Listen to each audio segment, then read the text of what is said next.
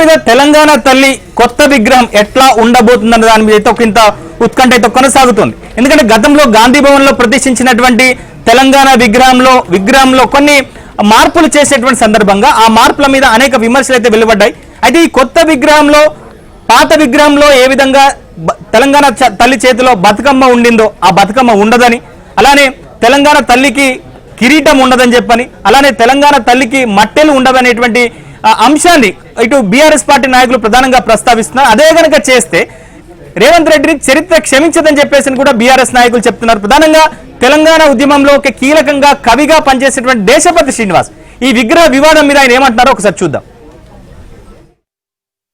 ప్రస్తుతం తెలంగాణ రాజకీయం అంతా కూడా తెలంగాణ తల్లి విగ్రహం చుట్టూ తిరుగుతుంది. ప్రభుత్వం కొత్త విగ్రహాన్ని రూపొందించింది. నెల 9న ప్రతిష్ఠించబోతుంది సచివాలయంలో. కానీ ప్రధాన ప్రతిపక్షం బీఆర్ఎస్ మాత్రం పాత తెలంగాణ తల్లి రూపాన్ని కొనసాగించాలనేది బీఆర్ఎస్ పార్టీ డిమాండ్ ఉంది. ప్రస్తుతం నేను తెలంగాణ భవన్లోనే ఒకసారి తెలంగాణ తల్లి విగ్రహం 2007లో కేసీఆర్ ప్రతిష్ఠించిన విగ్రహం దగ్గర మనం ఉన్నాం.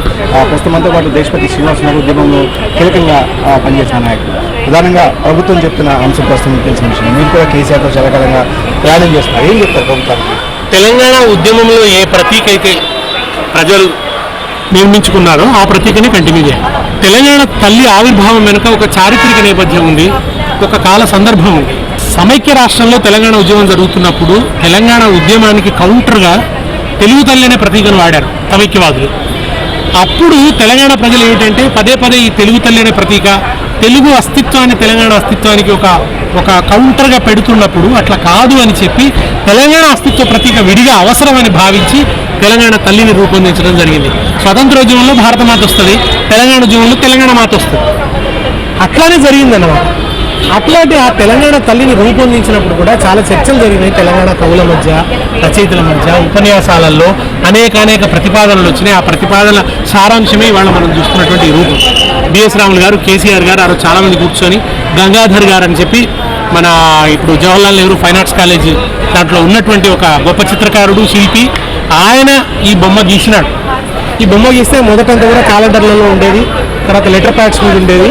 ఆ తర్వాత జిట్టా బాలకృష్ణారెడ్డి గారు భువనగిరిలో సంబురాలు జరిపినప్పుడు ప్లాస్టర్ ఆఫ్ ప్యారిస్తో ఒక విగ్రహం పెడితే ఆ తర్వాత మళ్ళీ మొట్టమొదటి విగ్రహాన్ని ఇక్కడ తాత్కాలికంగా పెట్టినారు సంబురాల్లో.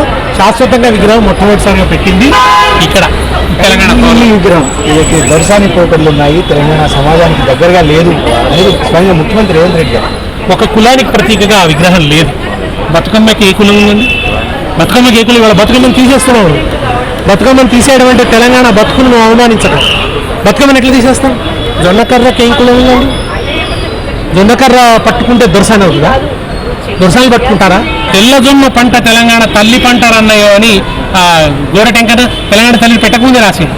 కనుక అట్లా ఆ జొన్నకాయకి బతుకమ్మను తీసేస్తా అంటాం. కంటే ఉంది, కంటే ఎవరు వేసుకుంటారండి?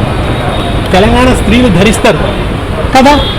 నువ్వు ఇవాళ ఇంకోటండి, పేదగా ఉండాలంటే పేదరికం ఆరాధనీయం కాదండి, పేదరికం అధిగమించాల్సిన ఒక దశ, కానీ పేదరికాన్ని పూజించాలన్నది కాదు.